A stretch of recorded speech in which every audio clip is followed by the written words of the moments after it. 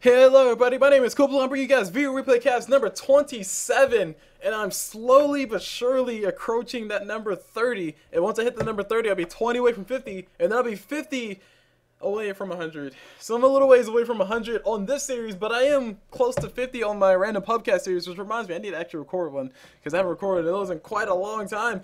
You guys are probably itching to see another random podcast. But anyway, so this game is a viewer replay cast, as implied by the titles. It was sent in by somebody. I'm not going to tell you guys who it was sent in by, because that'll be spoilers for you guys, and we don't want that here, do we? So I'll tell you guys at the very end of the game who sent in this game. But from what I've heard, it was a pretty epic game, so hopefully it does turn out to be an epic game. We are in a single draft. Okay, cool. That's exciting to start off with. We're in a single draft. Okay. And oh yeah, I still have my cool little overlay trick that I can do. Well, not overlay trick, but whoops. I have a free camera. Darn you, Dota. Anyway, we're in a single draft, so this is like a random. I'm sorry, this is like a draft, but it's like a certain pool of heroes. I think it's 25 heroes now. I think it used to be 20, but now it's 25. I'm not too sure. Might be 24. But anyway, on the first pick, we see a lion pickup. It's a pretty interesting pickup. Must not be too much in the pool that anybody's really worried about then. No huge Magnus, no huge bounty hunter, no huge Batriders in there. No Nyx assassins either. Now, keep in mind, this is post patch, so that means Nyx assassin has been debuffed, has been nerfed. I don't know what debuff means. Nyx assassin has been nerfed. Kala has been nerfed. Who else has been nerfed? Tranquil Boots has been nerfed, so technically Axe has been nerfed, if you guys want to put it that way. A lot of changes have happened, a lot of slight changes, nothing too groundbreaking, but a lot of slight changes have happened. We got an Earthshaker pickup and a Night Stalker pickup as well. Actually no, single draft is when you have the 3 people. Okay, never mind. I was thinking, actually no, hold on. Tusk. Yeah, single draft is when you have 3 heroes to pick from. So you have 1 strength, 1 intelligence, and 1 agility. I was thinking random draft. I'm sorry, guys. I told you guys a totally wrong thing. Random draft is where you have to pull the 24 heroes and you have to draft from that one. And you have like 2 seconds to pick all your people. So we have the whole entire dire size pick up. So let me go do introductions on their side since they're all here. And, oh, okay. Everybody's have a Night Stalker. So let me go ahead and switch some overlays in. There we go. Boom. Look at that. Full screen mode. Very sexy. I know. I think it's sexy. Look at that. You can see the whole entire screen. If only you could see HP bars, because if you could, I would definitely keep it in this for like a little bit longer than what I am now. I can only keep it in when nothing's really going on just yet. So the whole entire, actually the whole entire rating side looks like they were picked up first. But I'm going to go ahead and do dire side since we're here. Earthshaker just shutting the door saying nobody gets in, but he needs to get mana, so he needs to run back in there. As far as introductions go, start off with this lion. We have John on that lion. Moving over to Earthshaker, we have Tesmo, Noriri, hold on. No Riri on that Earthshaker. Jeez, that was hard to say. Moving over to this Night Stalker, this awesome Night Stalker. We see Psycho Mexico on that Night Stalker. Moving over to this. Okay, we already introduced you. Moving over down to the bottom, we see. Oh my gosh, the Tuskar. Tesmo Momo the best girl. Momo the best girl on that Tuskar. Moving over to last but not least for the dire side, that is. We see Gyrocopter. We see Boots. The battle begins. Boot stiff on him. Then we're gonna bring his last hits and deny, so you guys can see that. Moving over to the introductions on side of the rating side, we do see a Batrider. Heck yeah, Edge Z7 on that Batrider. Moving over to his Magnus. Who do we see on this? We see Koturitsu on that Magnus. Okay, we have 2 mid. We see Edge Citizen Snips 4 on that Lina. Presumably a support. Lina does have absorb rewards. Moving on to Germans, we see Edge Rylane, or Edge Rylane, or darn it, Raylane on that person. Germans, guys, please make your names easier. Jeez, it's like so hard to pronounce these. There we go. There, I can pronounce that. Edge Z, or Edge Jakey Jake. I can pronounce that one. That is a cool one to pronounce. I like that. Reminds me of Adventure Time. Anywho, I think that's all introductions. Actually, no, I think I missed one. Yes, no, I did not miss one. That was all the introductions here. We had Lina throw out a stun didn't miss. The stun only cost 90 mana, really. We got Magnus taking massive amounts of damage. He will be down. He's getting creep blocked by his own creeps. Lina throws a stun to save his life. She successfully saves his life. And that's Earthshaker's aggression ended.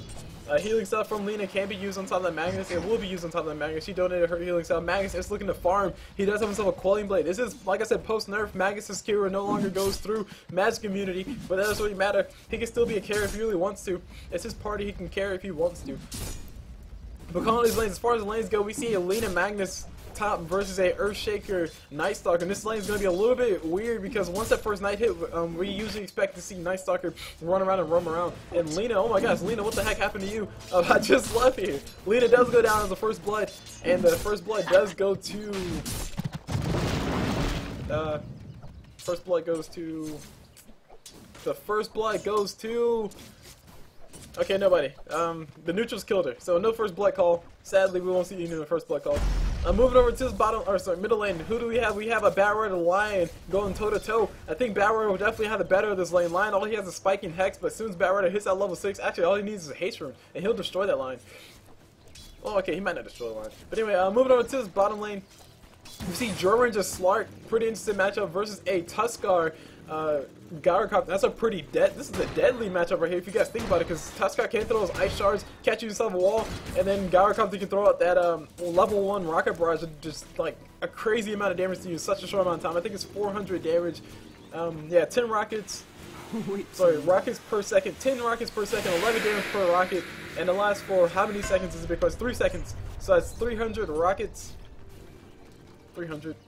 No, 30. Jesus, I can't do math, guys. That's 30 rockets. So let's do the damage. Okay, so that's 10 rockets. So that's a 110 damage times 3. Whatever that comes out to be. I can't do math fast enough, guys. So that number of damage. 110 times 3. Let's put it that way. So that's a lot of damage you can do in such a short amount of time. That's also don't forget the fact that Ice Shards does do damage to people. It does 70 damage, which is not a lot, but that's 70 damage. That's still damage to count. But as far as the bottom lane goes, I think this we might be seeing the first blood, or first blood with air quotes, go to this Gyrocopter because he has a Tuskar here to help out. And actually between these two, between Slark and Drow, there's nothing really Slark can do to help Drow just stay alive, and Drow is pretty much dead in the water if she does get caught in the Ice Shards. Gyrocopter does pop himself a clarity post. It looks like he's getting ready for something, or he's just spamming out. He's spamming out those homing missiles. That's not a cheap spell to spam out, people. So that costs a lot of mana. He has himself 4 clarity potions by the looks of it. Tuskar has himself 3, and he has 3 sets of tangos. Okay, arguable that he might have he might have overcommitted to the regen, but regen, nonetheless, is still better than no regen. I'm moving to Batrider. Batrider is just derping on down to the bottom. He did go for a bottle rush. He went for those 3 iron branches, a 1 set of tangos. The tangos are all gone, so all he has now is a bottle for his regen. He could potentially go down bottom and go for a free kill. I hear Gyrocopter going in on top of somebody. Tuskar throwing an ice shard snowball, and Ranger will be seeing her death here soon. There's last auto attack, and she goes down. Meanwhile, we have Batrider come around backside. Batrider's going to go back to his mid lane. Ranger does go down. Like I was saying before, Slark can leap. Slark has his leap, his pounce, so he can just jump on out if he does get caught up. But Ranger is dead in the water if she gets caught up. All she has is regen and HP, and that's not nearly enough for her to actually do anything. I think Lion has a bottle. He has something coming to him from the courier. The courier's bringing him boots, and he does get flame break back towards the Batrider. Batrider trying to get as many stacks as possible on top of the Lion. He has himself a regen rune, so he can go toe-to-toe. He can go and trade, just as long as he doesn't take a massive amount of damage. Speaking of which, Lion is almost level 6. So that massive amount of damage might be coming his way if Batrider is not too careful, because Lion can just pop out that ulti and just destroy him. Meanwhile, down bottom, what do we see? We see I thought Gyrocopter was doing well, but Gyrocopter did go back to base to go heal. By the looks of it, he's walking on back down from the nether, or maybe he didn't go back to base to heal. He just derped on up to base to heal. I don't know what's going on. We see Gyrocopter hanging around the back. He's trying to see if he can bait out anything. I don't really think he can get anything from way back here. The dire side, the radiant side are playing a little bit far back. Slark is not close enough for them to actually do anything, and I'm getting a little bit more lag than usual. I think I have something running in the background. Let's close all these. Yes, close tabs. I should be a little bit smoother in my game as far as the in-game goes. Oh my gosh, Lina dies up top. Darn it, sorry guys. Totally missed that because I was trying to fix the smoothness inside the game. And Lina does go down to the Lion, I think. Yes, Lion is able to get that kill. Lina is just going down pretty darn easy. Lina is it's a very vulnerable target. Lion did rotate top. He does not have his he does have his ulti now, but he did not use his ulti in that engagement. And we see Ice Shards getting thrown out by Tuskar. We got a holy missile coming towards Drow. Slark might be able to kill it, but no, Drow was gonna eat the damage. It's only a level 1 holy missile if I'm not mistaken. Yes, only level 1 holy missile. Gyrocopter is going for that 1-on-1 build. Not too sure if that's actually a build, but he is going for 1-on-1. A lot of times when you see a Gyrocopter play, Gyrocopters either go for a max flat cannon or they go for a max rocket barrage, and then don't go for anything in either one of those. Typically, you see a Gyrocopter, if he's not going for rocket barrage, he goes for max flat cannon and stats and homing missile, like maybe 2 points of homing missile. If you see him go for a rocket barrage, and they go for rocket barrage, homing missile, and stats, and then they have 0 points in flat cannon. So it really depends. We see Batrider doing a lot of damage to his Lion, and he's trying to go for the ulti. Lion's trying to bait it out. Lion has his ulti as well. He can't turn around and pop him in the face and get a free kill on top of that if Batrider decides to dive a little bit. But Batrider decides against it because he knows that Lion at level 6 is pretty darn dangerous, especially solo. And Batrider is regen rune once already used. There's a spike from Lion. Lion might be able to finish him off. He will be throwing the ulti soon. Come on, throw your ulti. There's the ulti, and there's Batrider not going to be able to make it out alive. And Stalker was coming around the front side just to make sure he went down. Stalker has 2 healing salves, so a little bit questionable on how much regen he has, but he is going into that roaming mode. It is the nighttime. He does have his ulti. He should pop it so he can extend light. On that first nighttime, if you do use your ulti at like the first minute of nighttime, you can use your ulti twice as a Night Stalker before nighttime ends. So that means you can extend nighttime for 50 seconds, 50 whole seconds, which is a lot of time. That's 50 seconds of nighttime extended. That's 50 more seconds of you with crazy buffs because you maxed your Hunter in the night. Speaking of which, this Night Stalker is going for max void by the looks of it, so he can do the most possible damage, not going for any points inside of his silence, or max, and he's not prioritizing maxing his Hunter in the night, but it doesn't really matter. He's pretty happy about what he's got so far. He did rotate mid. I think he was only there to collect XP. He was not actually there to help get the kill, but it didn't really matter. Lion had the situation pretty darn handled by the looks of it, by all the damage. Then we're going to take a quick look at the items as far as the items go. Starting off with this Magnus. Sorry, his name's not Magnetar anymore. Starting with his Magnus, we see he has boots, stout shield, and a quelling blade. That's really all that he has, which actually makes me a little bit sad. I thought he would have a little bit more, especially considering the fact that he's been getting essentially free farm off his top lane. Okay, not really much. Okay, sorry, this is Suicide Lane. I'm sorry, guys. I'm thinking incorrectly. We got Magnus getting hit with everything, and Lina throws out a beautiful stun to help Magnus stay alive, and Magnus will be able to make it out alive without a skewer. Lion's trying to see if he can follow up with anything. He skewers forward to throw a shockwave on top of Lion. Lion is able to make it alive. I think if that shockwave would have hit, Lion might have still survived, but not by much. And we got something coming for Lion. Lion is getting himself a phase boot. So cool, phase boots Lion. We're going to see a super aggressive Lion. Hopefully we do see a 4-stab blink dagger Lion. I think I've seen that once, and the one time I have seen it on a mid Lion, 4-stab blink dagger is ridiculous. I can't remember who was playing it, but it was like some pro team. It was a pro match, and Lion basically saw somebody running away. They're like right about there.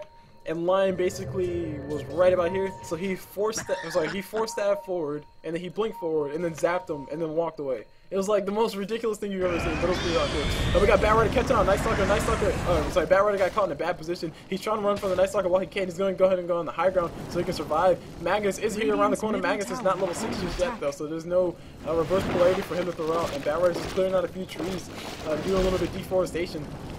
Timbersaw and Treant will not accept this at all. Actually, Timbersaw will, but Treant will not accept this. Lina is not level 6 just yet, but she'd be able to zap down that Earthshaker pretty darn easy. She throws out a stun, she throws out her Dragon Slave, and is doing quite a bit of damage. If Magnus would have committed, they might have been able to get the kill, but Magnus was not, decided to back away a little bit. So no kill converted up top. Slark is building himself those power traits. He's going for the what I would call backwards build. He did go for that Glow of Haste first, which actually is arguable that that's really good for Slark because Slark does have that Essence Shift, which is actually pretty darn nice. And we got Drow Ranger running for her life. Night Stalker's here. Also, Gyrocopter's homing missiles after as well. And Drow Ranger is able to silence both Night Stalker and that Gyrocopter. We got Tusk jumping in on top of this Drow Ranger. She will be going down soon. One more auto attack. Okay, one more auto attack after that. And she'll be going down. I think Night Stalker will be able to finish her off. No, she's juking left, she's juking right. She's going to turn around, do damage to Gyrocopter. Will she be able to kill him? No. Actually, yes, she'll be able to get the kill on top of Gyrocopter. Oh my Jesus, what is this? George is just showing that she still has some fight left in her.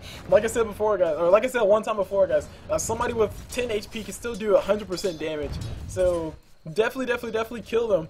If you possibly, or as fast as you possibly can, because George is able to finish off that Gyrocopter. Well, the creeps were able to finish her off, but George got credit for it. Night Stalker is rushing for a Vanguard. He's rushing himself for a Vanguard, so he wants to be able to be tanky in the nighttime, if you want to put it that way. He has popped his ulti already, extended the night once. It will be up in another 100 and something seconds. I think he'll be able to use it twice. And we got nice Stalker catching up a free Magnus, and he's catching up for free Lina as well. So that's food for him. Lina's really food for him, especially since he has the double damage. She tried to pop a healing cell, but it wasn't enough. I think she threw out a stun as well, but it didn't land. Or maybe it wasn't in time. Lion was also here to help out. He does have his ulti again, so he can't go for a quick gib on top of anybody he wants to go for. And meanwhile, Jordan just continuously being a nuisance down at the bottom. These creeps are getting that precision or base damage increased by 12, which is actually a lot. So we're doing crazy amounts of damage to that tower. They're also pushing the lane. Not too sure if that's really what Jordan wants, but she doesn't really care. She wants to do as much damage as possible. Moving up to Batrider. Batrider has himself a magic wand in his inventory. He will be buying that soon.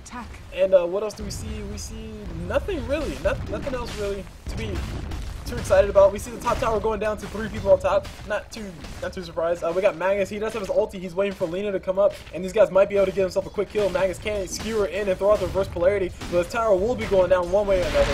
And there goes down. Lina starts off with stun. She's going to throw out a ulti. No, she's not level 6 yet. Tusk did get a kill down bottom on top. I think Drow, so Drow not really having too much fun. Reverse polarity pop by Magnus, missing everything. And we got a pause coming out from Batrider. A pause request. He needs a few seconds to think about what just happened. And Earthshaker saying why. But Lina about to go straight up in on top of that Magnus. Magnus will be getting ultied. He'll also be getting hexed as well. So he'll be feeling a lot of damage. Lina's ulti is up too. So that's one thing to consider. So between Magnus and Lina, they might be able to get a quick kill on top of his Lion. If Magnus can get an auto attack off or maybe a shockwave. But no, he doesn't have mana for a shockwave. If he did have mana for a shockwave, Lion might not be too long for life. But Magnus was definitely will most likely be going down. Earthshaker is on his way turning around. He does have his Echo Slam. He does have his Fissure up in 9 seconds. I don't think his Fissure will be up soon enough for this fight to, or for him to actually use it in this pending engagement. And oh, by the way, there's a nice Stalker on the high ground. Dear God, nice Stalker will be able to finish off anybody who survives. Might be able to finish off the Lina if he decides to run around the back way, which will be this way. Yeah, I can sketch on the map. Oh, I can't sketch on the map. So that's all things to consider. Let me go and take a fast look at the last hits. Actually, comment on those for a second. We see Lion with the most last hits. Lion's pretty much been dominating his lane, despite the fact that Batrider is mid. So I would honestly take that as a point to say that Batrider is not necessarily spamming his sticky napalm as much as he probably should be. And he's not really being as aggressive as I thought he would be with that flame break or with that Firefly. That Firefly is just so freaking annoying because he can basically get any type of rune, or sorry, just without boots really. Actually no, maybe he needs brown boots. So Batrider with brown boots or Batrider with tranquil boots, which is probably ideal. Just run up into Lion, go towards Lion, activate Firefly, throw a few sticky napalms on top of him, throw Flame Break to push him back, and then just auto attack him to death. And he pretty much gets a kill every single time, which is what makes Batrider so annoying to deal with, because once he throws a sticky napalm on you, that's a 70% reduction in your turn rate, and it's freaking ridiculous. So yeah, these guys give me ample time to talk about things cool. I like this. Let me go and take a look at the items. As far as the items go, we see boots on everybody in the same exact slot. That's pretty darn cool. We see upgraded boots on only 2 people at the current point in time. Earthshaker has boots, Night Stalker has boots, Tusk has boots, Gyrocopter has boots. I mean, everybody has boots. Boots for all, right? Moving over to items that look special, we see double Wraith Band already up on Drow, so Drow is going for that kind of build. 1 Ring of Aquila, and then the other one will be sold later. Presumably the other one will be sold later. She does have a early Glove of Haste, which I actually would, to be honest, disagree with heavily. Mainly because you're a Drow Ranger, you do not need attack speed. What you need as a Drow Ranger is you need damage. Basically for the simple fact that, oh sorry, not damage, you need agility. Basically for the single fact that, your, what is it, precision aura? Yeah, your precision aura's percentage is based off, or sorry, your precision aura is based off a percentage of your agility. Yeah, hold on, adds a bonus damage to the physical attack of allied hero units on the map based on the percentage of Drow Ranger's agility. Yes, so the more agility Drow Ranger has, the more damage that her ranged people will be doing. So that's basically just Batrider and Lina, who's actually almost everybody on the team. So Lina and Batrider will be doing more damage with their auto attacks if Drow Ranger has more agility. Now, one thing that that I obviously would suggest that you build instead of that Glove of Haste would be that Band of Elven Skin. That Band of Elven Skin is so much more useful to your cause. Gives you +6 agility, which translates to 6 extra attack speed, 6 extra damage, and also is building towards more armor. So it basically just gives you more of what Drow Ranger wants, which is a lot of agility, which is why her ulti just gives her massive amounts of agility. So that's one thing to consider if you're playing Drow Ranger. Definitely go for that stat efficient item. We will be seeing this fight happen down bottom line. And oh my god, beautiful ulti coming from Earthshaker, and Magnus decided to keep running. Magnus is able to survive. Lion decided to give that Lina instead. I honestly think Magnus will be a much more valuable target, so they probably should have focused him instead and let Lina live, because Lina can't really do anything all by herself. Nighttime does end. Night Stalker's ulti will be off cooldown another 25 seconds. And he's taking a massive amount of damage to that tower. And now he's on his way up. So I see Gyrocopter, he's building himself power treads as well. I really don't understand why everybody goes for Glove of Haste first, guys. Definitely go for, instead of going for Glove of Haste first, go for that more stat efficient item. Glove of Haste is 500 gold, that stat efficient item is 450 gold, so that's 50 gold saved if you decide to go for a stat efficient item. And oh, by the way, that stat efficient item actually does something for you. Attack speed early on is extremely overrated. The really only person who I can justify going for Glove of Haste first would be a Lifestealer. And like I said, I determined that a long time ago. That was basically because of the fact that his feast, if you decide to go for feast, your feast goes off of, why is she shiny? I don't understand why Drow is so shiny. Or is she cold? I think she's cold.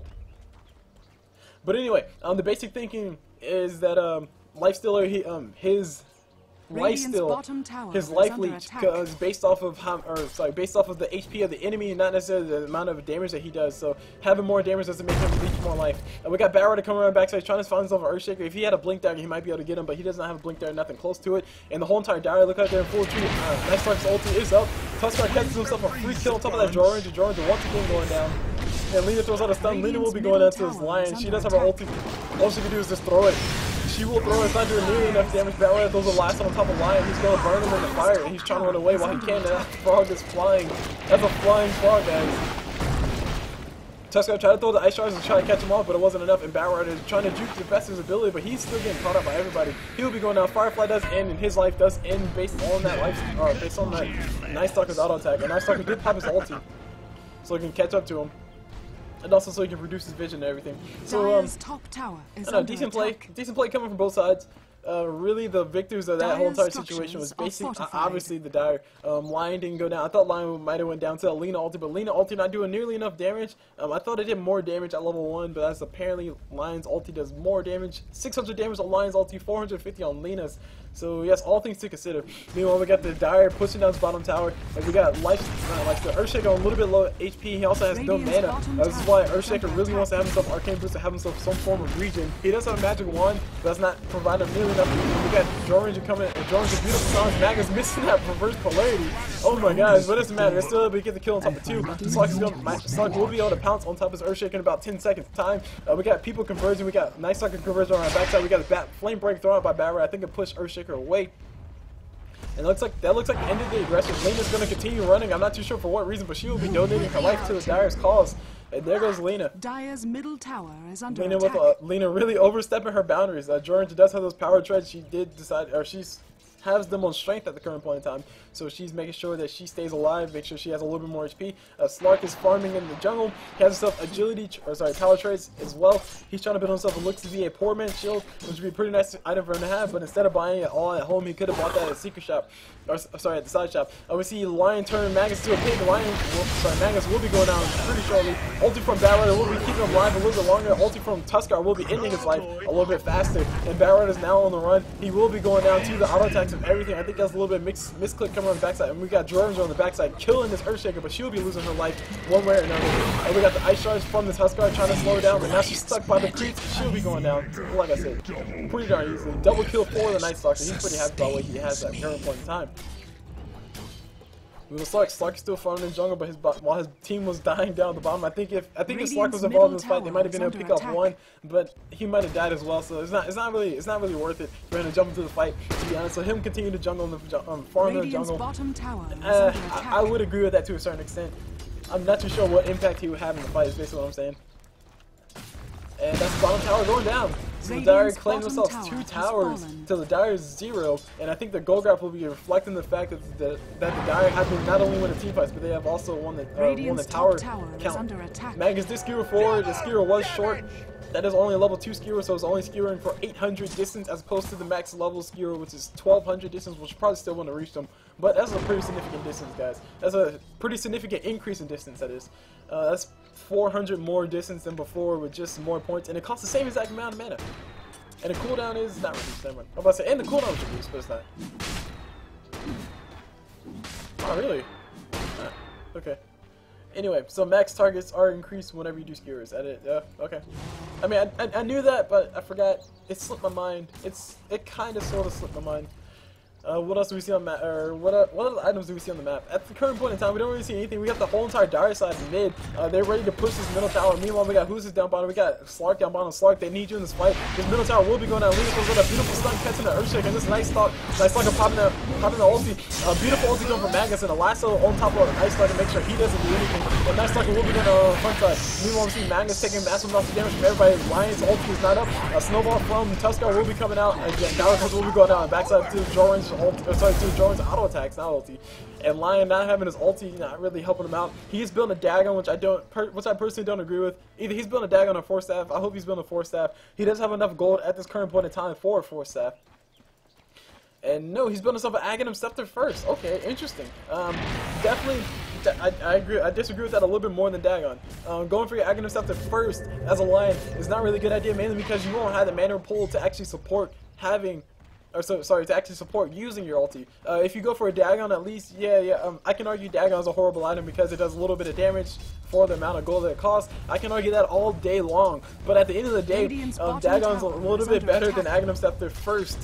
Now keep in mind, I keep saying Aghanim Scepter first. It's a little bit better than Aghanim Scepter first, mainly because of the simple fact that Aghanim Scepter, this early on, Aghanim Scepter first for Lion will not really help him out because he won't have the mana to actually use his ulti. Presumably. He won't have the region to use his abilities, and then his Radiant's middle tower has been denied. If he were to go for a Dagon, he would have a little bit more intelligence, he would have a little bit more, I still think it's a terrible item, guys. I'm sorry, that's me personally, on a personal level, I do not like Dagon. And then the few times I have seen it work, it has worked against me. Like, oh my god, Pugna, Dagon 5, Pugna, jeez, it's so hard to kill. Especially if you're playing a support.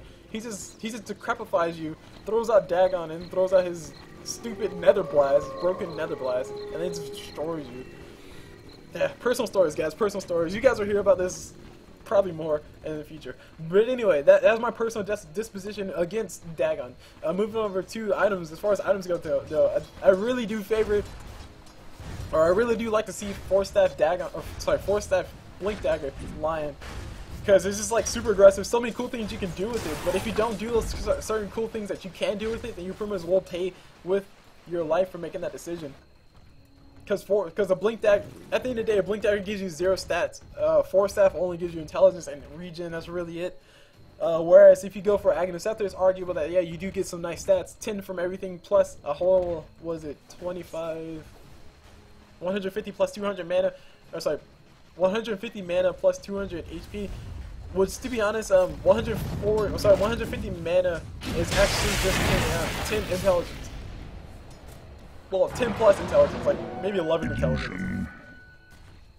So, actually, it's just under 11 intelligence. So, let's see, Dagon gives you 13 intelligence, huh? Plus 3 to all tributes. Wait, really? Oh wait, no, yeah, duh, because of no talisman. I knew that, guys. I was making sure you guys knew that, because you guys obviously didn't know that. So anyway, we got Lion still trying to build himself a Aghanim Scepter, so he wants to have more damage for his ulti. I definitely do agree with Lion building an Aghanim Scepter, but I just don't, like I said, I don't agree with Lion building one so soon. He could arguably have a little bit, or more better, much more better reason than I'm giving him credit for, but I honestly not giving him that much credit for it. And we got the ulti activate from Batrider on top of this Earthshaker. Oh my god, 2 ultis burned for an illusion.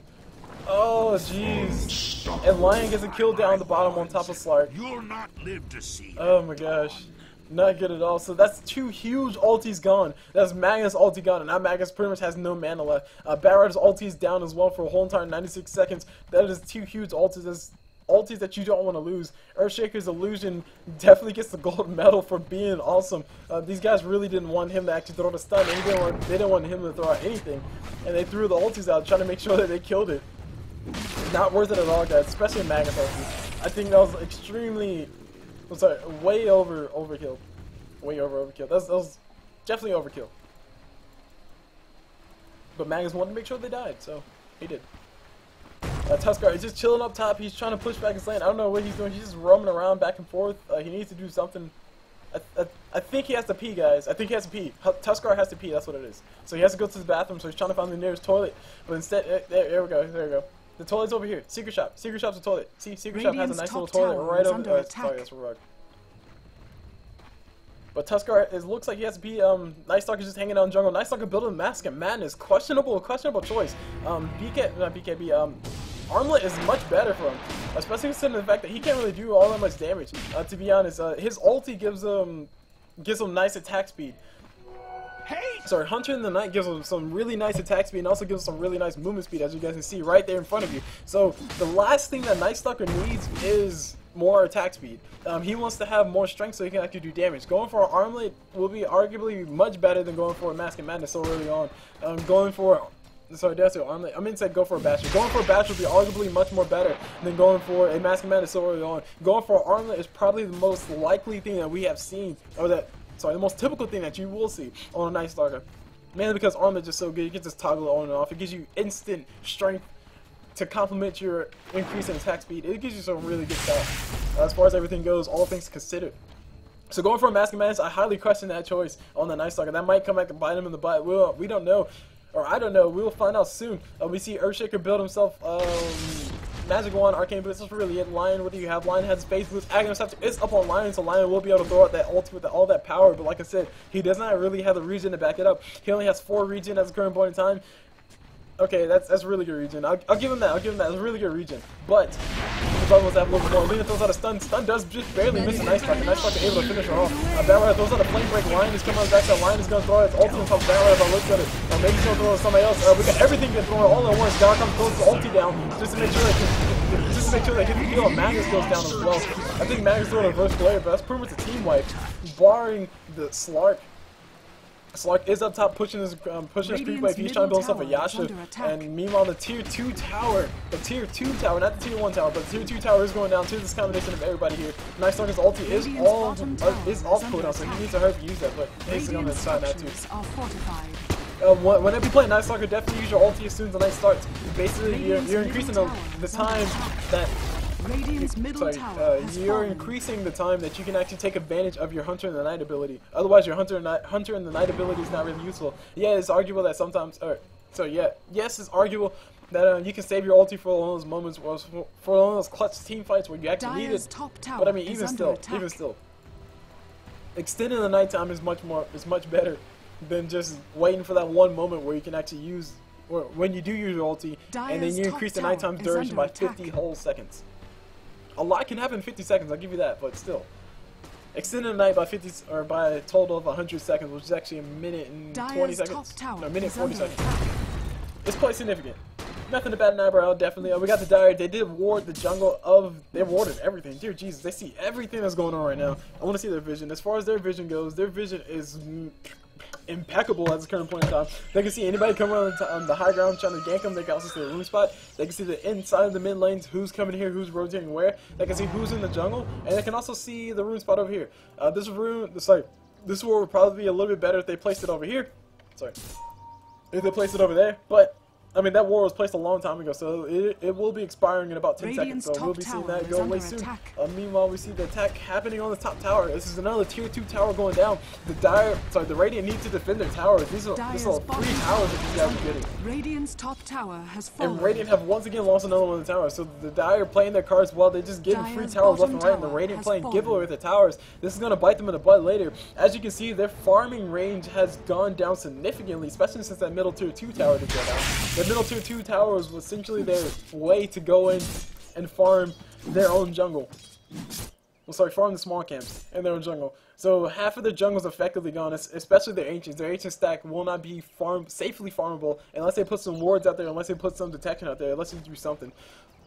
So the Dire just rotating around, killing everything, killing any and everything, doing pretty well in that regards. And we see Shadowblade up on Gyrocopter. Oh man, will we be seeing a quick kill happen on top of anybody? Lion has his face boots, Lion has built himself what looks to be, I hope it's not a Dagon. I really hope it's not a Dagon, especially after the fact that I just got done saying that Aghanim Scepter early on is worse than Dagon. If he has Aghanim Scepter and a Dagon, I think it's a waste of gold. 4 staff, come on, fingers crossed, 4 staff, you can do a Lion. But he looks like he's saving up money for a Dagon recipe because Dagon recipe costs 1,200 if I'm not mistaken, which I definitely might be. Yep, I'm off by 100. Darn it. I got nice like a pop in that ulti so everybody knows that something's up, and Magnus is gonna be getting cut out the ult side. Everybody's here for the Radiant. It's like Night Stalker did not want to fight into it, so he will be able to get away. Earthshaker with a beautiful stun, and Night Stalker's on the run. Night Stalker will be able to make it alive, and also Earthshaker will make it alive as well. Wow, really? Nobody died in that engagement? Are you kidding me? I at least thought Night Stalker would have went down, but the stun from Earthshaker keeping Batrider still and letting Night Stalker run away in the direction that he so desired to. We got a bottle illusion rune up on that Tusk guard. Did Magnus use his ulti is a big question. I don't think... yeah, Magnus doesn't have mana for his ulti. Magnus has a Mask of Madness, which... yeah. As always, guys, you can always argue the validity of going for a certain item, but Blink Dagger will be a little bit more useful for his cause. Basically, he wants to blink in and get his reverse polarity off in the best possible position. Being able to blink in so fast would be so much more useful than just attacking a lot faster. At this current point in time, his primary role is not to do as much damage as possible. That's Joranger's job. Joranger wants to do as much damage as possible. She wants to do all the DPS in the world, and she has all the DPS in the world. She has a Shadow Blade, she has double Wraith Band, and she has her ulti as well. That's a lot of damage coming from her. And we got Lina about to go down to his Lion coming in. Joranger walking inside of that Shadow Blade. So walking inside the ulti from Gyrocopter, taking damage even though she's Shadow Bladed. A little bit of a misstep. She's going to try to see if she can kill a lion, but she cannot kill a lion right now. This is a horrible engagement to go on top of, especially considering the fact that there's a Gyrocopter right around the corner. Her Shadow Blade is off cooldown though, so she can't bother, but Batrider's in a little bit of trouble. He's going to go ahead and throw out the Flame Break. And he gets turned into a frog, and he will be going down to do everything from everybody else. So Jordan's essentially got, oh my god, Magnus from downtown with that reverse polarity, but he does go down. Tusk is coming from nowhere. The whole time Dire Side just converging from everywhere. Dude, Jesus, they live in these trees, guys.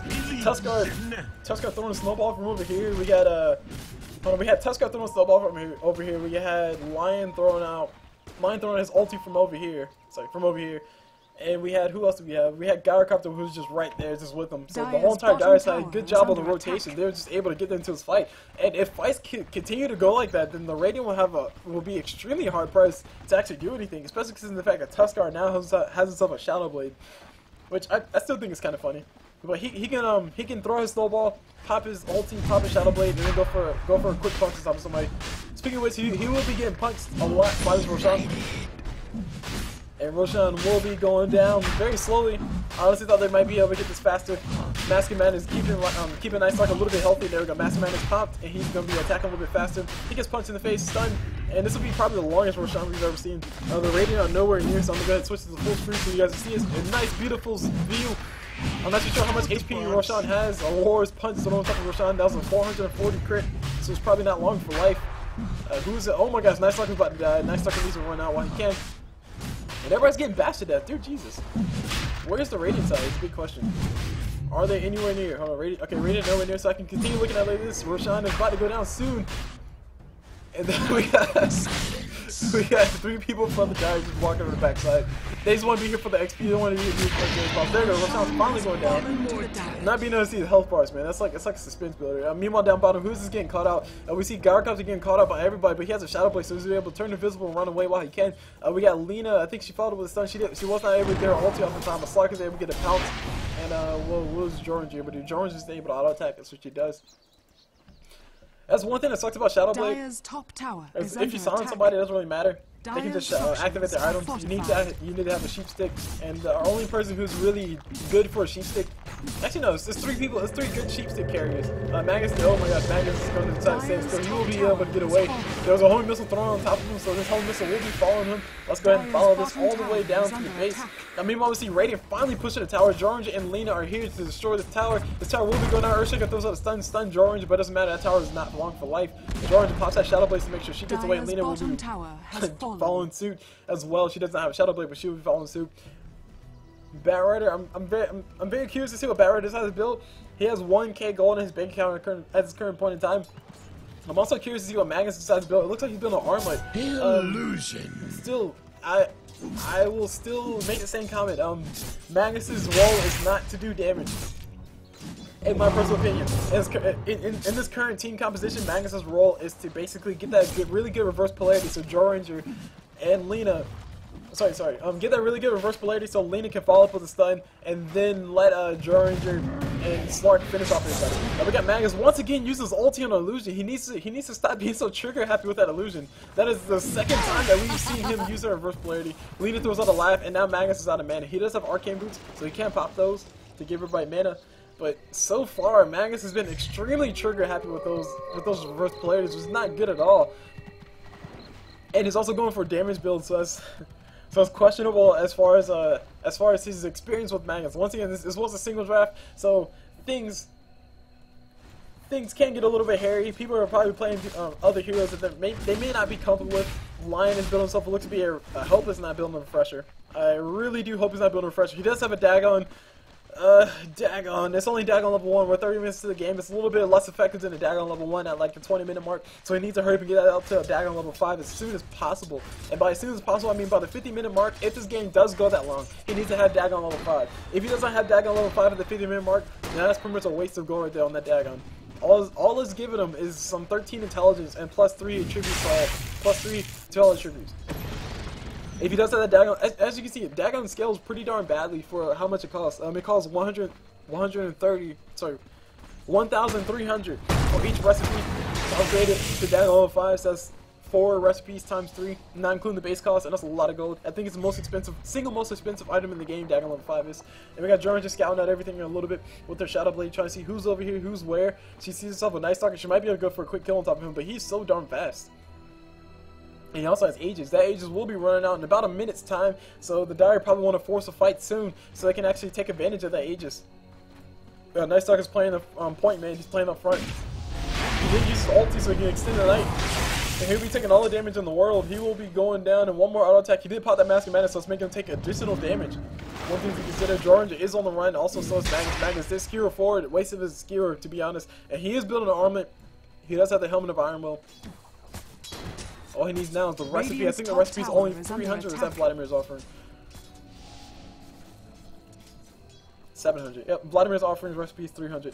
So far, the Dire have hit a point where they're starting to stagnate a little bit. Lion hasn't really been able to pick off anybody, which he really wants to, especially considering the fact that he has a Dagon. He wants to just destroy the next person he finds. He can actually turn around and kill the Gyrocopter if he has Orchids up. But, actually no, he's not going for Orchids, he's going for a Refresher, which I laugh. He has an Aghanim Scepter, and he also has max level of his ulti, so he's able to use his ulti every 40 seconds, which is actually a lot, very little bit of time. That's pretty much every single team fight, plus increases damage while decreasing mana cost. Oh, okay, Lion, I see you. Alright, that makes sense. Alright, I will retract a few statements that I made before saying rushing Aghanim Scepter is a bad idea. Actually, no, I won't retract them. Because Aghanim Scepter only gives you plus 10, essentially plus 21 intelligence, which translates to... Oh gosh, we got Night Stalker getting killed on top of Magnus up top. Magnus dying pretty darn easily. Night Stalker not even popping his Mask of Madness, killed. So Night Stalker having a little bit of fun time, but who's getting caught around the corner? We see Lina on the run. Lina's trying to get out of there. She will be GTFOing. And we got an Observer placing him big. And I think I was calculating Aghanim Scepter, so Aghanim Scepter... it gives you plus 10 to all troops, so plus 10 intelligence. So that's 140 mana plus 150, so that's 290 extra mana. So that's not nearly, it's less than half of the cost of Finger of Death, even if you have an Aghanim Scepter. So even still, it's not really worth it. He needs to make sure he has an increased mana pool to actually get everything that he wants out of it. He is trying to build himself. I hope it's not a refresher. I really do hope it's not a refresher, especially considering the fact that his ulti has such a low cooldown. Refresher on his ulti. Yeah, he'll be able to do some serious burst damage, but he won't have enough mana to actually use his ulti, then use Dagon, then use Refresher Orb, then use his ulti again, then use his Dagon again. You can pretty much see where the problem comes in as far as mana goes. That's a lot of mana. His ulti alone costs his entire mana pool. That's 625 mana times 2, so that's 1250 mana. So that's 1,250 mana. That's pretty much his entire mana pool. Now, if you add it to that Dagon's activation costs 180 mana. So he won't have enough. Like he'll only have enough mana to use his ulti, then use Dagon, and then use Refresher, and that's it. So he's going to go in on top of who is this? Magnus once again. Magnus might be going. I know Lion is taking quite a bit of damage from that tower. Night Stalker is diving in. It did wear out. And Night Stalker's trying to build stuff. It looks to be, I hope it's not MKB, but it looks like it's going to be MKB. I really don't understand why people build MKBs on people before they build other items. Another core item would be, sorry, we see Lina get rolled over by Snowball. No, she goes down to the Gyrocopter's ulti. As middle tower is not long for life, we see Earthshaker going down for no apparent reason. He was getting modified by allies. Beautiful reverse polarity come from Magnus, but nobody here to follow up. Lina needs to stun. Okay, Lina's dead, never mind. But I said Lina needs to stun. And we see Shadow Blade activated by Tusk, but he's not able to get away fast enough, or get away from that tower vision. And he goes down. Slark is going out, all out on top of everybody. Night Stalker's on the run. Night Stalker's trying to get away. Slark with another pounce, another 3 seconds. Will he be able to get it? No, he's going to stand still for a few seconds to give him a leading run. And that ends the aggression. He would have been able to get that kill on top of Night Stalker because Gyrocopter could have done 0 things to keep Night Stalker alive. And Night Stalker had that Mask of Madness activated as well, so he'd been taking increase of 30% damage to all sources of damage, and now been heavy considering the fact that he only had about 200 HP left anyway.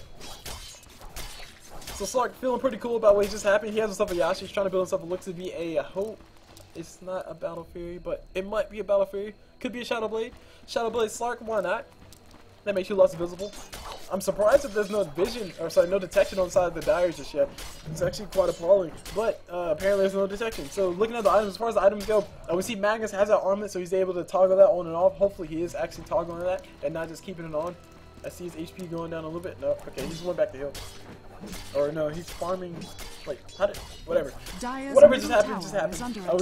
We see him with an armlet and a Mask of Madness. I definitely question this heavily, mainly because his ulti is such a good, useful tool that it's worth risking your life over. And if you're trying to build yourself as a primary damage dealer, you don't want to risk your life for that. So you will probably spend less time trying to line up the perfect reverse polarity just so your team can have a good fight off the back of that, and you'll probably spend a lot more time trying to say, okay, how can I get in there after everything's happened and then do a lot of damage without actually losing my life.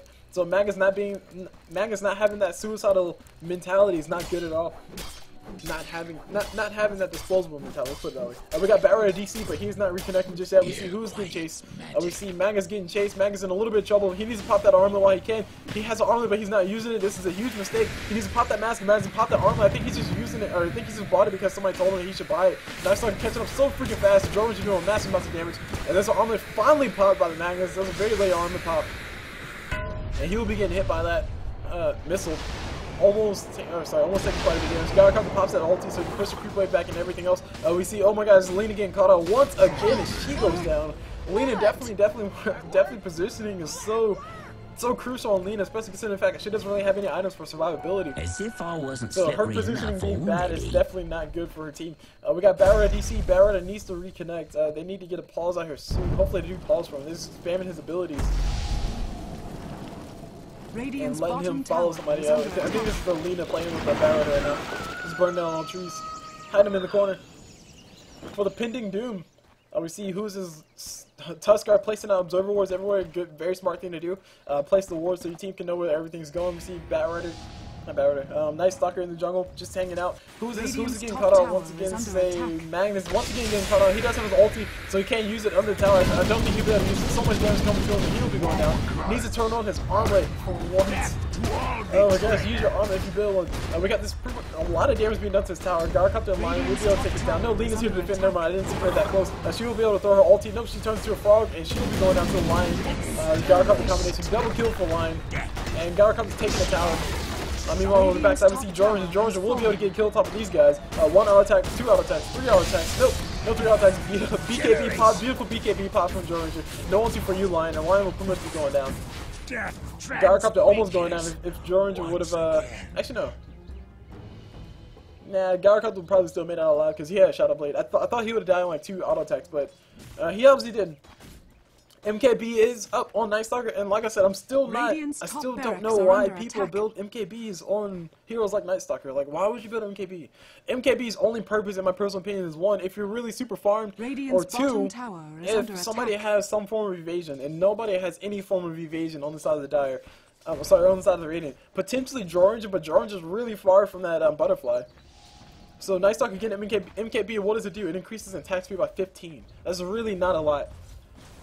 Radiant's It also gives a bottom mini tower bash. Mini bash is is pretty under cool. attack. Yeah, sure. Mini bash is really Radiant's nice. bottom Mini tower bash, has fallen. I don't doubt that. That's a really nice thing to have. But to be honest, that's a waste of gold. Bash would be much more useful because it would not only give him more damage, but it also give him a chance to bash as opposed to mini stun somebody. And Night Stalker is all about the stuns. If Night Stalker can bash you before you're able to get away and then build into an A-Blade later so he can have a little bit more strength and all that stuff. It only gives you 10 strength? What? Wait. Oh yeah, because you built a relic. Duh. So if he would have went for Basher instead, I think it'll be a little bit better. Slark did decide to go for Battle Fury, which I do not agree with, especially this late in the game. We are 40 minutes into the game and Slark has himself his first farming item. He has a Yasha. He arguably should have built that Battle Fury before he built that Yasha. And we got Night Stalker going in. Night Stalker getting caught out, taking massive amounts of damage on the backside. Slark's going to go in for it. Meanwhile, Tusk is doing his ultimate on top of Jorans. You know, he can't find the right one. He gets reverse polarity by Magnus. Beautiful reverse polarity. Armlet is popped on top of him. He's pretty happy about his damage. He'll be able to make it out alive. He'll be able to have something to write home about. Gyrocopter is forced to use his Shadow Blade so he can get out. And meanwhile, we see who's the Slark just running away from the Night Stalker. Night Stalker getting slapped in the face by that pounce. And beautiful pounce coming from Slark. Dear Jesus. What a turn of events, I'll say that much. Lion being a jerk about it. Just killing Lina. Just insta-giving Lina and running away while he can. What a turn of events indeed. That BKB popped, or sorry, that reverse polarity definitely turned that fight. That's what I was saying before. Magnus wants to get in there and activate that reverse polarity, so he wants to have that suicidal mentality, so he can say, okay, all I want is a reverse polarity so I can set my team up for a really good team fight. If that happens one more time, I'm more than likely almost 100% guarantee you guys that the Radiant will be winning this game, despite the fact that Batrider is gone. But they need another really good reverse polarity like that. I'm not too sure if they have it in them, to be honest. But Magnus just showed me, just proved to all of us that he is capable of it. He is trying to build himself what looks to be, I hope it's not a Lincoln Sphere, but it's more likely probably going to be a Lincoln Sphere, or maybe it's going to be a Battle Fury. Actually, I take that back. I hope it's not a Battle Fury. I hope it's a Lincoln Sphere. Lincoln Sphere would make a little bit more sense, but he could be going for Battle Fury because he wants more Cleave, because Cleave does stack 100% regardless of what happens. Batrider did DC, that really sucks. And Dyer's middle structures are in attack. Dyer's structures are fortified, the middle tower is under attack. We got TP coming in from Gyrocopter. Magnus in a little bit of tough position. He gets turned into a frog, but he has a hasted frog. That's a fast frog right there. The Lion not able to get his ulti all on top of him fast enough. And that flat cannon really helping out, pushing this creep wave back. So, I'm actually quite sad to see Batrider go. I honestly thought Batrider would have been able to help, you know, give somebody, but nope, he DC'd out of the game. This game is now safe to leave. Hopefully he does reconnect. We hopefully do see him back here soon. His items are not sold just yet by his allies, but his items aren't really all that impressive. It won't give him that much gold anyway. Slark is farming in the jungle. He's going to continue to farm as much as he possibly can. He has 18k gold. 18k gold. No, he has 1,800 gold in his bank account. Night Stalker finds himself as Slark. Slark will stand still for a few seconds. He can't pop his ulti. He will pop his ulti so he can make sure he gets out alive. And he gets that increase in movement speed. Night Stalker pops at nighttime and Slark is still on the run. Slark is going to be able to leap again, and Gyrocopter pops that homing missile on top of him, and Jorans just walk around the side. They will be able to kill himself with Night Stalker, especially if he pops that Mask of Madness. Jorans will be able to eat right through him. Mask of Madness will not be popped just yet. BKB popped by Jorans very prematurely. Lion was trying to go in for ulti, maybe not prematurely, and Lion is getting caught out. He can't run away from Jack Squad. Lina pops her ulti on top of Gyrocopter. I think it was right before he pops his BKB, so he didn't feel all that damage. Magnus trying to get reverse polarity. Reverse polarity will be very nice. Reverse polarity does not.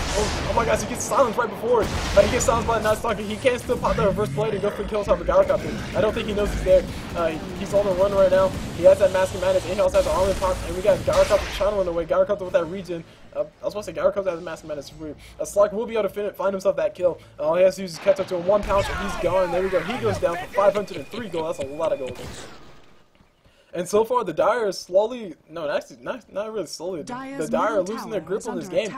They did have a really good start. They did have a really good middle, but their ending is pretty darn crappy at this current point in time. Tuskar and Earthshaker are never in these team fights, and that's not really good because between Tuskar and Earthshaker, I think, actually, no, the last team fight, we did see Tuskar there, and Tuskar was able to do a lot, but he still did go down. Earthshaker not really involved in the fight though. They need him for his physics. They need him for all his CC because his CC will destroy Slark, people like Slark and people like Jarnger, because once they get stunned, they can't do anything. In their defense, though, Jarnger, or sorry, to their benefit, though, Jarnger does have a BKB, so she can actually survive all those stuns and not actually get hit by all those spikes and all those snowballs and all those ice shards. But she still does get hit with the ulti from Tusk, so that's one thing to consider. She's still pretty darn fragile. And we got top wave getting pushed in. Who's his running back? We got Slark running back. Slark just with that farming mentality is trying to build himself. It looks to be an AC, so he can attack that much faster. He wants to attack as fast as possible. He needs to pop that death pack so he can do a nice little AoE damage to all the creeps. It's not that too. He has BKB. Who needs that? Meanwhile, we got a fight breaking out around backside. Beautiful ulti coming up from Magnus, but nobody really to follow. Lina needs to get in there and follow up with a stun. That's all I had to say. Magnus, the reason why Magnus needs to do reverse polarity is so Lina can follow up with a stun. That's really it. His reverse polarity is definitely perfect for Lina to pop a stun. He needs to turn off his armor and turn it back on so he can make sure he doesn't lose too much HP. That homing missile will be chasing him to the gates of hell. His regen is almost balancing out. He has a perseverance, and he will be getting hit finally with that homing missile. And he finally toggles that armor. So yeah, really the only casualty in that entire engagement was Lion. Lion going down, Lion overextending a little bit, trying to go for that quick kill on top of somebody. Trying to go for that quick kill on top of, I think, Magnus it was. All he wanted was an ulti, but no ulti that he got. He's trying to build himself a refresher by the looks of it. He's saving up his gold, so that's definitely a sign of a refresher. And I still don't... Yeah, he's really trying to build himself a refresher. He has a perseverance. He has that Oblivion staff already. All he needs is the recipe. I think he has enough gold for the recipe now. Let us see, said the blind man. Refresher orb. Nope, he doesn't have enough. He needs about 800 more gold, and he'll be able to have that up, and he'll be able to use that at his disposal. But like I said, his big problem is that he doesn't have the mana pool to back it up. He won't be able to pop. Actually, I don't think I've yet seen him use his Dagon. So... Double damage. So let's just assume that Lion does not use his Dagon at all. So all he can do is pop his what he wants to do is he wants to stun you, so you can't go anywhere. Then he wants to pop his ulti. Then he wants to use his refresher, and then he wants to use his ulti again. So it's what do we say? We said it's 1,200 mana. No, 1,320. No, 1,250 mana. We see Lina getting caught out by Night Stalker. She will be going down pretty darn easy. Jorringer will be here to help her out. Jorringer will be able to finish off this Night Stalker on the backside. He has support in the form of Tusk coming on the backside. Tusk is just barely missing Magnus. The beautiful skewer, beautiful reverse polarity. Two people invisible, but they're not able to run away fast enough. And there we go. Mask Man is activated by Magnus. He's trying to go in for all the damage possible. He's taking a lot of damage, but he has an armor Mask Man. He's finally making proof of that. And Jorringer does go around the backside, to go down around the backside to the Lion. Lion is able to ulti her down. And Magnus trying to go toe to toe with the Lion. He does take a lot of damage from that Earthshaker ulti. He will be going down. Mask and Madness was still in effect on top of him, so he did take an increase in damage from all of that. Actually, no, Mask and Madness good. He just took a lot of damage. He had the armor. Armor was taking his HP down. We got a homing missile from Gyrocopter getting thrown on top of somebody. I didn't see who. Slark. Slark is on the run. And yeah, for this final push, let's switch to the nice theater mode. So as far as the theater mode goes, we'll follow Lion because he's already picked up. Nobody's here to defend, so this tower is pretty much defenseless right now. It's taking a lot of damage. It will be going down soon. And that's the tower going down. Meanwhile, the racks are going down as well. And yeah, the Dire are pretty much having a fun time here. Batrider is being used to do a lot of damage. And oh my gosh, we will see an engagement happening soon. Let me go and switch back. I hear BKB popped by somebody. BKB popped by Gyrocopter, so he can make sure he makes it alive. Courier is here for no apparent reason. Batrider getting used to push these guys back. Good choice. Refresher is up on Lion. Now let's see how much this. Oh my gosh, the Refresher costs 375 mana. Lion has no mana to use both his abilities. Okay, let's do the math, guys. Let's do the math. Let me go and bring up my handy dandy calculator. Ding. Let's see, 625. That's what we said. Tower is under attack. I can't see. Darn it! OBS, go away. Wait, no, don't go away. Stay there. Okay. 625 for his ulti. So 625 times 2, because he wants to use it twice. Plus refresher. Refresher is 375. Plus 375. Okay. So that's 1,625 at this current point in time, and he also wants to stun, so see if he can actually stun. Plus 170. That equals, okay, he just barely has enough mana to use it all. Actually, no, he has more than enough mana. It costs 1795 to use all of that all at once. And I really don't see him actually able to do all that, because he might want to hex somebody as well. He will be getting silenced by Jorringer. Actually, he won't even be able to have a chance to use it, because he's going to get silenced. So Jorringer's just saying, hey, screw that. Meanwhile, we got the Dire going for this Roshan. This is Magnus and Lina going for it. Lina popping a few spells so she can attack a little bit faster. Roshan is going down pretty darn fast. Slark is here to help as well. Slark is doing himself the AC. AC is up on top of him. He just has that bought to him. Meanwhile, we see Gyrocopter and Night Stalker. Night Stalker does get hit with that reverse play. Beautiful reverse play coming from Magnus. Gyrocopter ulti gets thrown out, but Gyrocopter pretty much going down. There's no detection inside the Dire just yet. Slark is falling. Slark can't pop that death pack and go for the last hit on top of him. He will pop that death pack. Not enough, not fast enough. and Gyrocopter will be able to make it out alive, presumably make it out alive. Roshan can be resumed. Who's just walking around backside? We see Tusk walking around backside. He has himself a just appearance. That's really it. And Jordan's just critting the crap out of all these creeps. She's a carrot. These guys have a lot of HP. She's gonna crit the crap out. Daddle's up on George, a huge item for that. Aegis does go to Slark, no George. And here's Tusk coming from the middle, not able to actually get anything beautiful and concave comes by him, but he's now stuck. Oh, no way. Oh god, what just happened? We got the ulti from Earthshaker activated. Earthshaker able. Okay. So Tuskar trapped himself inside the Roshan pit, and then Magnus skewered him outside of it, and then Lina was able to activate her ulti on top of Tuskar to make sure he went down. So I don't know how that happened. She obviously had vision in the high ground. What am I watching right now? Magnus needs to activate his... Okay, Magnus will be going down to the tower. No, he will not be going down to the tower. Magnus needs to activate his Empower, though. If he's going to go for all that damage and stuff, he needs to actually put use his Empower on top of himself. We see Lina go down. We see Aegis get popped already. Lion did pop his ulti. He will pop the Refresher as well. And like I said, his mana is pretty much gone at this current point in time. BKB pop are hurt, so no ulti coming from Lioness at this current point in time. Dust is popped. Jordan's in a little bit of trouble. That BKB did wear out. And she's going to turn around, silence that nice Stalker and go toe-to-toe. Man up. Jordan's trying to go for damage, but she does go down. And Lion able to actually use 2 of his ultis. His regen is a little bit higher than I expected. But still, even still, I'm against it. Because all he did was activate his ulti, activate Refresh, and activate his ulti again. That's all he did. If he actually used his Dagon, if he actually used his Earth Spike, if he actually used any of his abilities, barring his mana drain, then he might not have actually done anything. I hear Batrider is activating. Yeah, Batrider's running out. Batrider trying to get everything. Tuskar trying to get a snowball, or trying to get a nice concave on top of him, but he doesn't care. He's Batrider. He can just fly right over it. So everybody's taking damage from that. And Magnus comes forward. Magnus will be throwing reverse polarity. Beautiful reverse polarity. He needs to pop that Empower on top of himself. So, okay, he does have Empower on top of himself. By the looks of it. And this Gyrocopter going down pretty darn easily. Magnus turned to a frog. No, he doesn't have Empower right now. He needs to have Empower activated on top of himself. Magnus trying to go for a chase on top of somebody. Lion with the spike. Lion will be able to ult that Magnus. Magnus does go down. Increased damage on top of him. Batrider is being used to chase. I think it's Jordan's controlling him. And Slark does hop backwards. And Batrider is starting to run. Batrider needs to use his ulti or actually use his Earth charge. Doesn't matter. He goes down and more gold getting infected. Buyback instantly from Gyrocopter. Well, not instantly. Buyback from Gyrocopter. And now the Dire will be pushed into the high ground.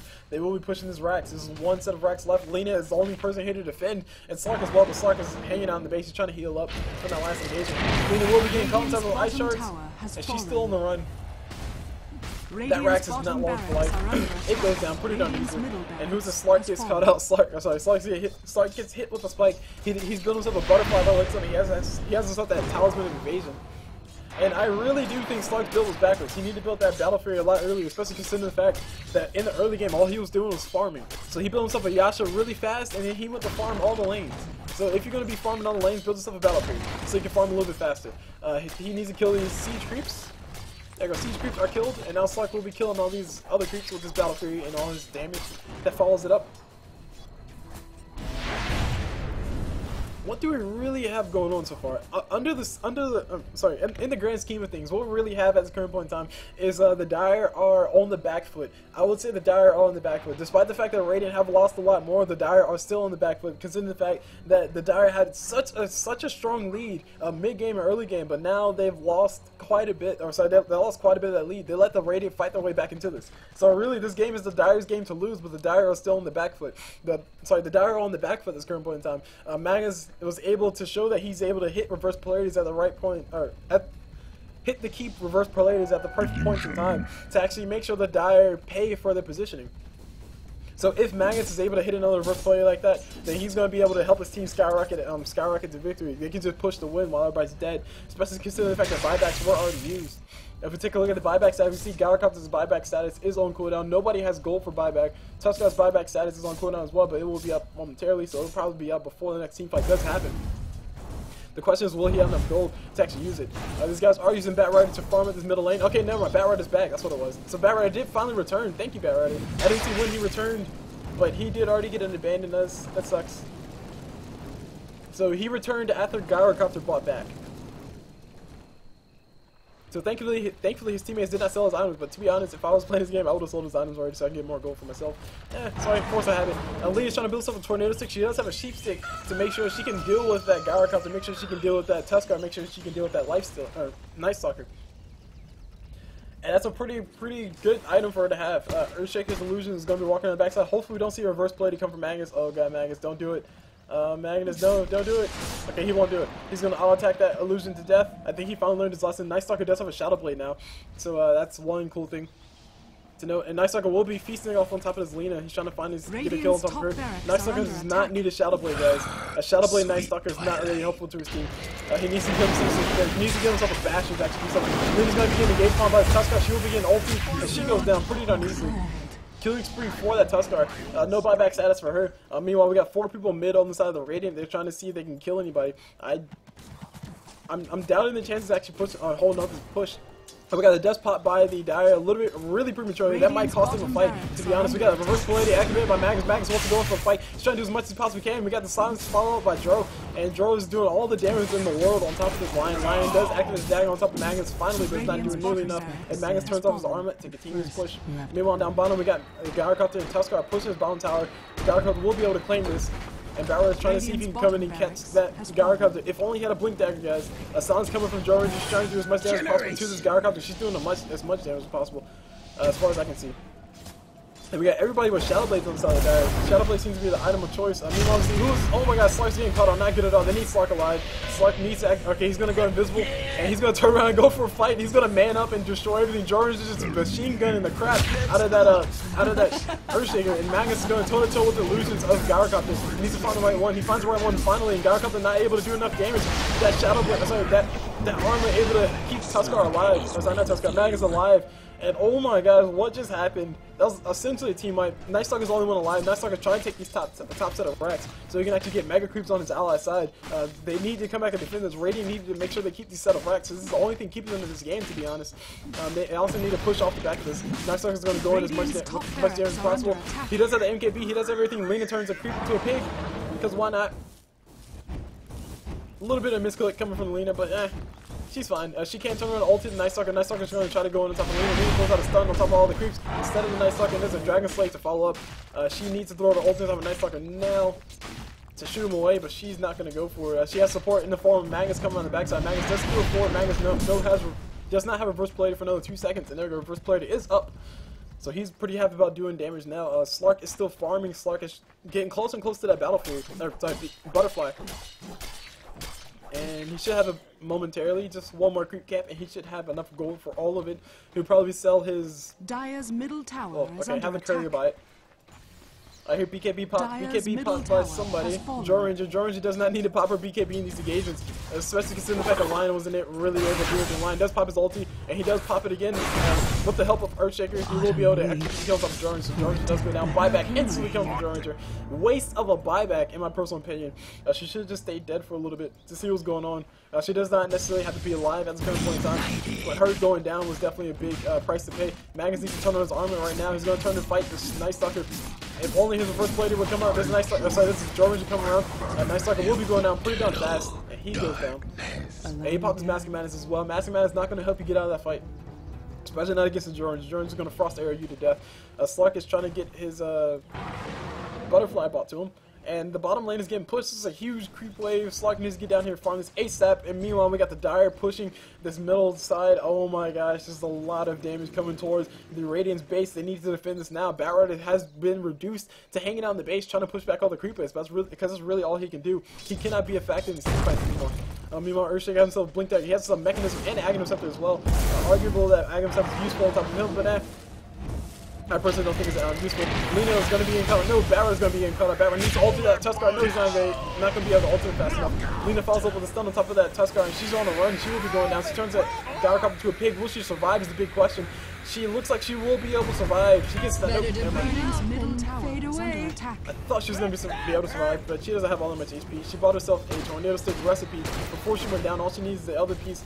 Meanwhile, we see the Radiant. Oh my god, so much damage coming from Radiant. Jordan's popping that BKB, trying to do as much as she can. Trying to make sure she doesn't feel any more damage. She's trying to run. That's only a 5-second BKB. No. And she goes down as well.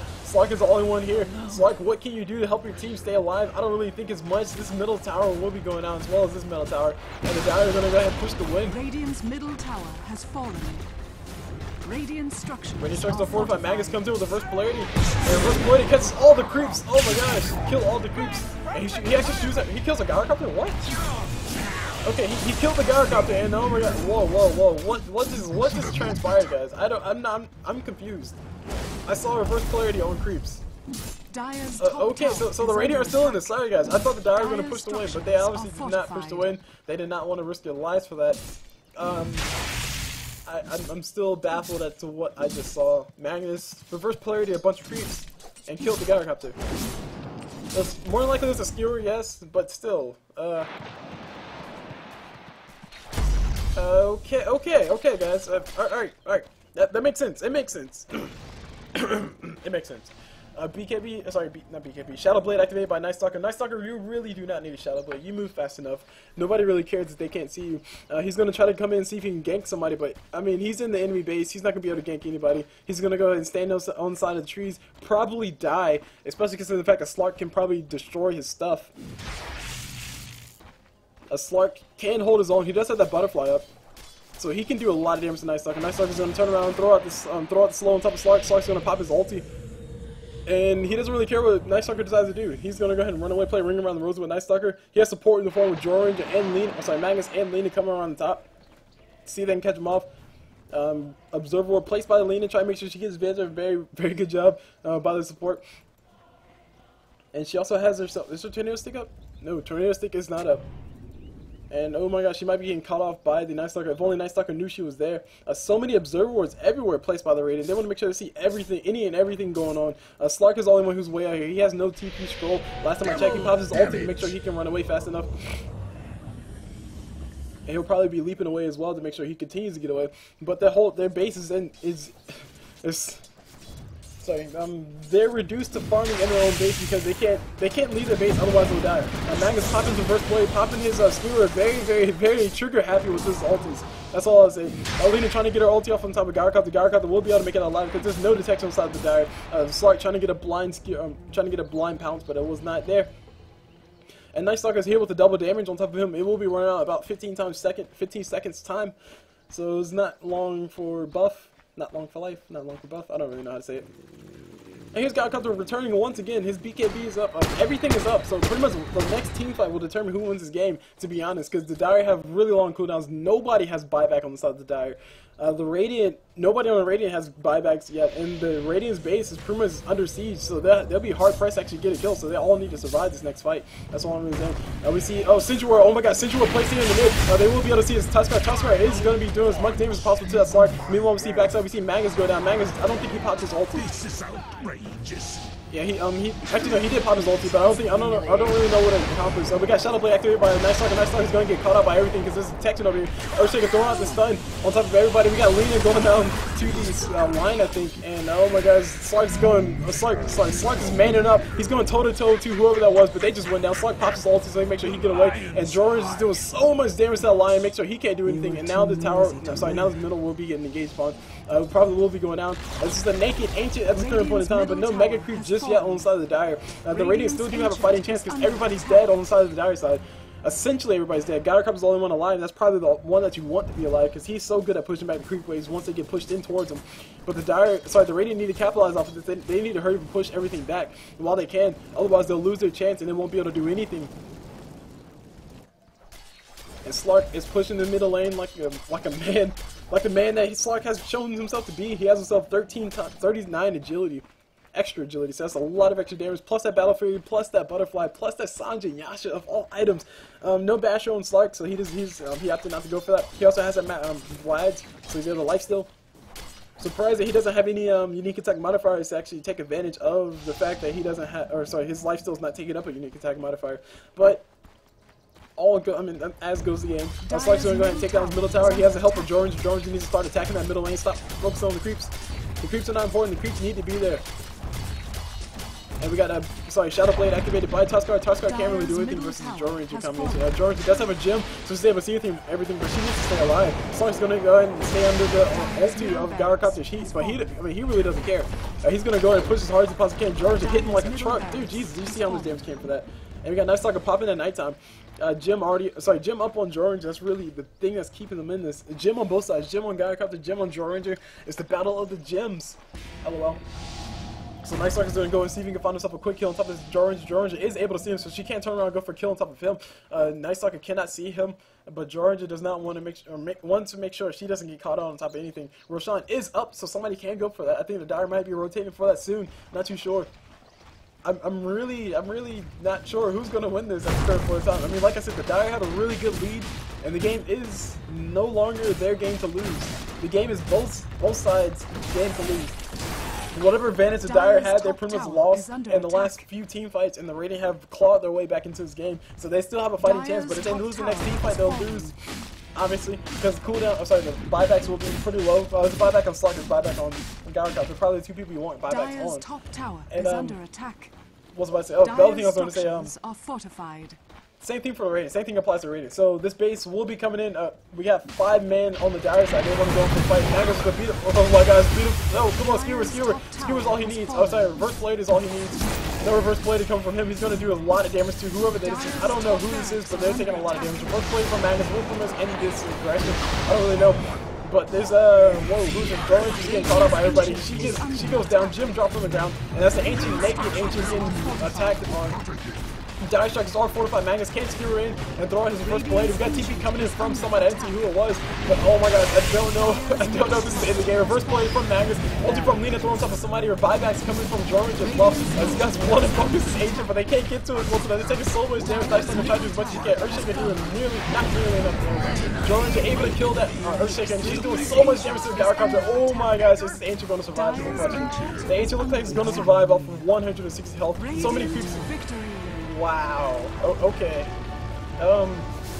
Yeah.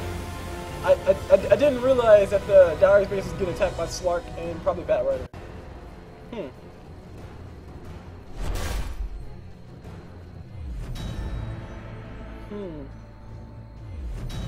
Okay. All right. So the Radiant won. All right. I understand the Radiant won, but yeah. Talk about base race, man. So I'm gonna, like, if you guys don't mind, I'm gonna pause this and rewind so you guys can see the Dire's base dying. We already know the end result of this whole entire thing, but yeah, I kind of missed that completely. I didn't realize that the Dire's base was under siege as well. I thought the Radiant's base was the only one under siege, but the Dire did go 5-man. Yeah, Slark was in there doing work on that base, as well as no, Georgia was there, but she TP'd back, or maybe she died. I don't really know. Interesting. Oh, okay. I did rewind a little bit so we can see a little bit of fight. So we see the results of this fight. And I'm gonna watch right here. So let me go ahead and fast forward. Yeah. Radiant's Ancient is under attack. Alright, so fast forward more. Oh, sorry, this game, once again, live with Lina. So Lina, thank you for sending me this game. Thank you, Citizen, for sending me this game. This game was pretty darn interesting. That caught me off guard. I thought you guys' Ancient was gonna go down, but Lina was on the Radiant side, by the way. But I was didn't. And Slark just pretty much stayed here and pushed his entire base. Georgia did TP back home. Dire's middle barracks. Too bad the Batrider got abandoned, because that was pretty darn epic. Let me go ahead and follow Slark in the high definition. Let's see, 10. And continue to fast forward. So Slark puts top lane. This Lina's here. Dire's top tower is under. Dire's top tower. Alright, so we got about 3 minutes left, and continue to fast forward. I just really want you guys to see what's going on up here as things are going on down bottom. So yeah, okay. So now all of Dire are inside the Radiant's base. We have Lina and Slark here pushing this middle tower, or sorry, pushing everything inside the Dire's base. We got Magnus, he bought back, so these guys are still fighting, and Lina and Slark are fighting. There's a little bit glitch on the Ancient, and this Ancient was going to be naked pretty darn soon. So at this current point in time, we see Magnus activating First Blade, trying to slow down everything, and we got Slark and Lina still continuously wailing on top of everything. Slark hitting pretty darn hard, to be honest, and pretty darn fast. Lina's not here no longer, it's just Slark and creeps, and oh my gosh. Look at the Ancient go down. Radiant's Ancient is under attack. Dire's Ancient is under attack. Oh, wow. Radiant. Okay, so there's a second instance, so you guys can see all that happen on the other side. Oh my gosh, okay. Alright. So there you go, guys. Yeah, sorry. There you go, guys. You have it all. You've seen it all. You've seen both sides. You've seen it from both perspectives. Slark just basically man-moded on top of the entire Dyer's base and destroyed everything. And, yeah, like I said, this game was sent in by the Lina. Thank you, Lina, for sending me this game. Or sorry, thank you, Citizen, for sending me this game. This game was very interesting. Yeah, beyond epic, what Magnus said.